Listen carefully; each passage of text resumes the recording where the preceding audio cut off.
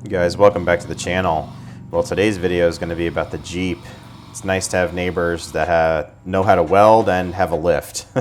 Here you can see on the Jeep, I got a broken shock mount that is welded to the axle factory. This thing is clean sheared off and just causing all sorts of ride issues.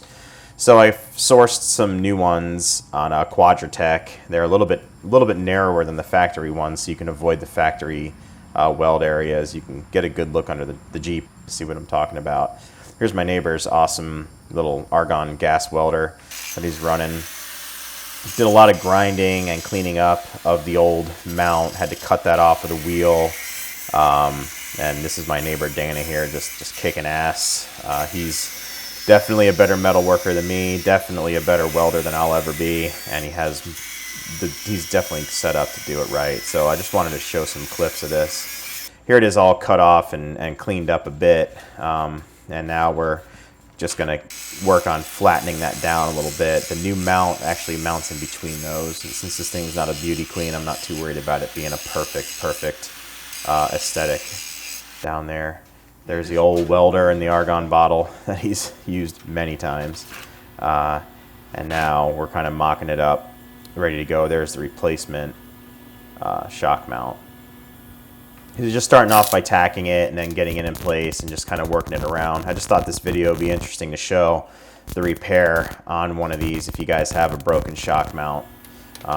Just taking steps to get it to sit right, making sure the geometry is correct for that shock when it wants to come down and meet the actual mount. So he's going around and welding it. He said he did 3 passes on it, interior and exterior, to make it a real strong hold. And that thing's not going anywhere after it's all welded on. I tried to get as many angles as I could, but when you're filming a welder with an iPhone, it's not very easy to do. A little cleanup on the welds. And then he goes at it a couple more times, just always checking it just to make sure it's right. It definitely helps having a lift in this case, because trying to do this on jack stands, you'd have sparks and metal going everywhere in your face.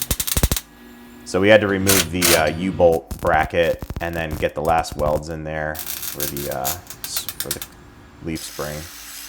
And then just some final grinding and cleanup, and there we go. It's a strong weld inside and out. I mean, we smashed that thing with a hammer. It's not going anywhere.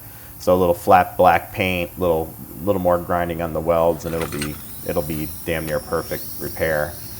We use an impact just to kind of put everything back together nice and snug.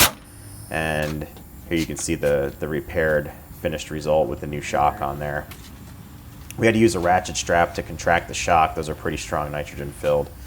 And here it is coming down off the lift. So yeah, guys, I just hope you appreciate the video.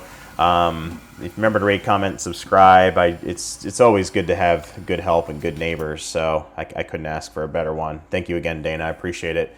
And yeah, I'll get you guys in the next video. Later.